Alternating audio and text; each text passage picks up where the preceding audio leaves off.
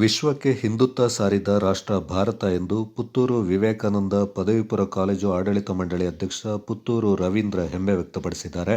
ಪಟ್ಟಣದ ಬೇಳೂರು ಮಂಡಲ ವತಿಯಿಂದ ಏರ್ಪಡಿಸಿದ್ದ ಹಿಂದೂ ಸಂಗಮ ಕಾರ್ಯಕ್ರಮದ ಅತಿಥಿಯಾಗಿ ದಿಕ್ಸೂಚಿ ಭಾಷಣ ಮಾಡಿದರು.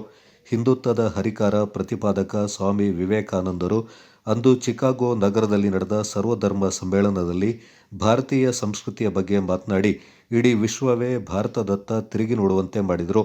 ಸನಾತನ ಹಿಂದೂ ಧರ್ಮ ಉಳಿದರೆ ಭಾರತ ಉಳಿಯುತ್ತದೆ ಎಂಬುದನ್ನು ಪ್ರತಿಯೊಬ್ಬರೂ ಅರಿತುಕೊಳ್ಳಬೇಕೆಂದರು. ಉತ್ತರದಲ್ಲಿ ಉತ್ತುಂಗ ಹಿಮಾಲಯ, ದಕ್ಷಿಣದಲ್ಲಿ ಅಗಾಧ ಶರೀರಿ, ಸುತ್ತ ಜಲಸ್ಪರ್ಶವನ್ನು ಹೊಂದಿರುವ ಅವರು ರಾಷ್ಟ್ರೀಯ ಸ್ವಯಂ ಸೇವಕ ಸಂಘವನ್ನು ಸ್ಥಾಪನೆ ಮಾಡಬೇಕಾದ್ರೆ ಇದೇ ಉದ್ದೇಶದ ಪ್ರಾರಂಭ ಮಾಡಿದ್ರು. ಭಾರತ ಮಾತಾ ಕಿ ಜೈ. ರಾಷ್ಟ್ರೀಯ ಸ್ವಯಂ ಸೇವಕ ಸಂಘದ ಯಾವ ಕಾರ್ಯಕರ್ತನೂ ಕೂಡ ಎಲ್ಲೂ ಕೂಡ RSS ಕಿ ಜೈ ಹೇಳುದು ಕೇಳಿದಿರಾ? ಡಾಕ್ಟರ್ ಹೆಡ್ಗೇವಾರ್ ಕಿ ಜೈ ಹೇಳುದು ಕೇಳಿದೇವಾ? ಪರಂಪೂಜನೆ ಗುರೂಜಿ ಅವರಿಗೆ ಜೈ ಹೇಳುದು ಅಂತ ಕೇಳಿದೇವಾ? ಮೋಹನ್ ಭಾಗವತರಿಗೆ ಜೈ ಹೇಳುದು ಕೇಳಿದವ? ಏನು ಕೇಳಿಲ್ಲ ನಾವು. ಅವನು ಒಂದೇ ಒಂದು ಏನು ಹೇಳ್ತಾನೆ, ಭಾರತ್ ಮಾತಾ ಕಿ ಜೈ. ಭಾರತ ಮಾತೆಗೆ ಜೈಕಾರವನ್ನು ಹಾಕಬೇಕು. ಸೊ ಈ ಕಾರಣದಿಂದ ರಾಷ್ಟ್ರೀಯ ಸ್ವಯಂ ಸೇವಕ ಸಂಘದ ಈ ಪರಿಶ್ರಮದ ಫಲವಾಗಿ ಭಾರತದ ಉದ್ದಗಲಗಳಲ್ಲಿ ಇವತ್ತು ಭಾರತ ಮಾತಾ ಕಿ ಜೈ ಮೊಳಗ್ತಾ ಇದೆ. ರಸ್ತೆನಲ್ಲಿ ಯಾವುದೋ ಒಂದು ಮೆರವಣಿಗೆ ಹೋಗ್ತಾ ಇದೆ ಅಂತಂದ್ರೆ ಆ ಮೆರವಣಿಗೆಯಲ್ಲಿ ಇರುವವರು ಯಾರಾದ್ರೂ ಭಾರತ ಮಾತಾ ಕಿ ಜೈ ಹೇಳ್ತಾರಂತಂದ್ರೆ ಸಮಾಜ ಏನ್ ಹೇಳ್ತದೆ ಗೊತ್ತಾ? ಯಾರು RSS ನವ್ರು ಇರ್ಬೇಕಾದ್ರಲ್ಲಿ ಅಂತ ಹೇಳ್ತಾರೆ. ಇದು ದುಸ್ಥಿತಿಯೋ ಸುಸ್ಥಿತಿಯೋ ಗೊತ್ತಿಲ್ಲ. RSS ನವರು ಮಾತ್ರ ಭಾರತ ಮಾತಾ ಕಿ ಜೈ ಹೇಳ್ತಾರೆ ಅಂತ ಹೇಳುವಂತ ಒಂದು ಆಖ್ಯಾನ, ಕೆಟ್ಟ ಆಖ್ಯಾನ. ಸಮಾಜದ ಎಲ್ಲರೂ ಇದನ್ನು ಹೇಳಬೇಕನ್ನುವಂಥದ್ದೇ ರಾಷ್ಟ್ರೀಯ ಸ್ವಯಂ ಸೇವಕ. Monk of India Swami Vivekananda. Hindu ಅನ್ನುವಂಥ ಶಬ್ದ ಅಮೆರಿಕಾದ ಮೂಲೆ ಮೂಲೆಗಳಿಗೆ ತಲುಪಿದ್ದು ಆ ಕಾರಣದಿಂದ. ಸ್ವಾಮಿ ವಿವೇಕಾನಂದರು ಹೇಳಿದರು, ನಾನು ಹಿಂದೂ ಮಾಂಕ್, ಹಿಂದೂ ಸಂತ. ಹಾಗಾಗಿ ಅಮೆರಿಕಾದ ಮೂಲೆ ಮೂಲೆಗಳಿಗೆ ಹಿಂದೂ ಶಬ್ದವನ್ನು ತೆಗೆದುಕೊಂಡು ಹೋಗಿರುವುದರಲ್ಲಿ ಅತ್ಯಂತ ದೊಡ್ಡ ಪ್ರಮುಖ ಪಾತ್ರ ಅದು ಸ್ವಾಮಿ ವಿವೇಕಾನಂದರದ್ದು. ಸ್ವಾಮಿ ವಿವೇಕಾನಂದರು 4 ವರ್ಷಗಳ ಕಾಲ ಅಲ್ಲಿ ಓಡಾಟ ಮಾಡಿ ಬೇರೆ ಬೇರೆ ಕಡೆ ಭಾಷಣ ಮಾಡಿದ್ರು. ಭಾಷಣ ಮಾಡ್ತಾ ಮಾಡ್ತಾ ಭಾರತೀಯತೆಯ ಶ್ರೇಷ್ಠತೆ, ಹಿಂದೂ ಸಮಾಜದ ಶ್ರೇಷ್ಠತೆ ಇದನ್ನು ಮೂಲೆ ಮೂಲೆ ಮೂಲೆ ಮೂಲೆಗಳಿಗೆ ಹೇಳ್ತಾ ಬಂದ್ರು. ವಾಪಸ್ ಬಂದ ನಂತರ ಅವರು ಅಲ್ಲಿ ಮಾತಾಡಿದನ್ನು ಇಲ್ಲಿ ಮಾತಾಡಲಿಲ್ಲ.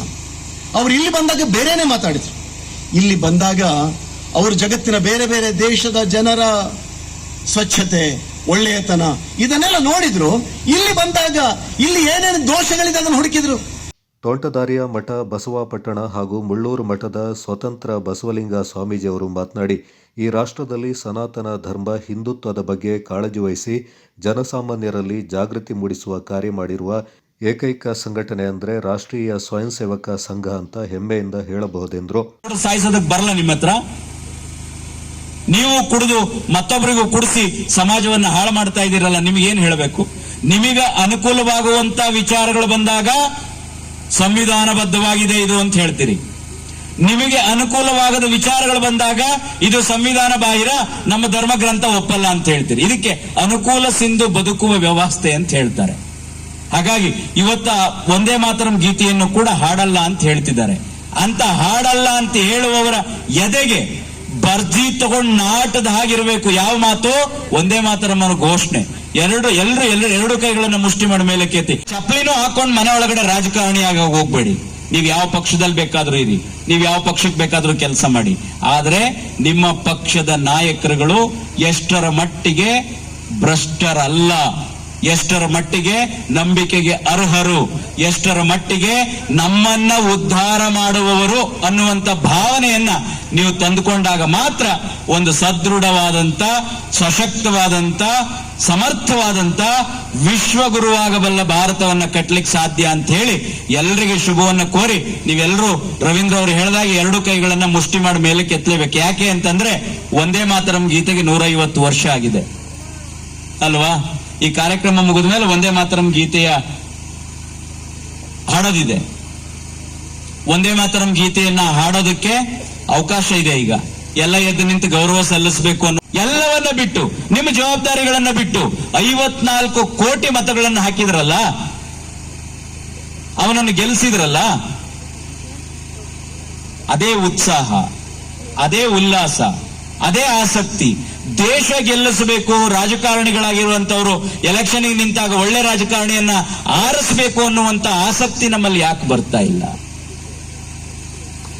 ದುರಾದೃಷ್ಟ ನೋಡಿ. ರಾಷ್ಟ್ರೀಯ ಸ್ವಯಂ ಸೇವಕ ಸಂಘದ ಕಾರ್ಯಕ್ರಮ ಅಲ್ಲ ಇದು. ರವೀಂದ್ರ ಅವರು ಹೇಳಿದ ಹಾಗೆ ಸಮಸ್ತ ಹಿಂದೂ ಬಾಂಧವರು ಸೇರ್ ಮಾಡ್ತಾ ಇರುವಂತ ಕಾರ್ಯಕ್ರಮ. ಹಿಂದೂ ಸಂಗಮ ಕಾರ್ಯಕ್ರಮಕ್ಕೆ ಆಯೋಜಕರು ಚಂದ್ರು ಇಲ್ಲೇ ಇದ್ದಾರೆ. ಶಾಲೆ ಗ್ರೌಂಡ್ ಅಲ್ಲಿ ಮಾಡಬೇಕು ಅಂತ ನೀವು ಪರ್ಮಿಷನ್ ಕೇಳಿದ್ರಿ ಅಲ್ವಾ? ಶಿಕ್ಷಣ ಇಲಾಖೆ ಪರ್ಮಿಷನ್ ಕೊಡ್ಲಿಲ್ಲ. ಯಾರಪ್ಪನ ಮನೆ ಆಸ್ತಿ ಶಿಕ್ಷಣ ಇಲಾಖೆ? ಯಾರಪ್ಪನ ಮನೆ ಆಸ್ತಿ ರೀ? ಕಾಫಿ ಬೆಳೆಗಾರ ಗುರುಮಲ್ಲೇಶ, ಆಟೋ ಚಾಲಕಿ ಪ್ರಮೀಳಾ, ಕಾರ್ಯಕ್ರಮ ಆಯೋಜನಾ ಸಮಿತಿ ತಾಲೂಕು ಗೌರವಾಧ್ಯಕ್ಷ ಸೀತಾರಾಮ್, ಮಂಡಲ ಅಧ್ಯಕ್ಷ ಚಂದ್ರು ಹುಲ್ಲೂರಿಕೊಪ್ಪ ವೇದಿಕೆಯಲ್ಲಿ ಪಾಲ್ಗೊಂಡಿದ್ದರು.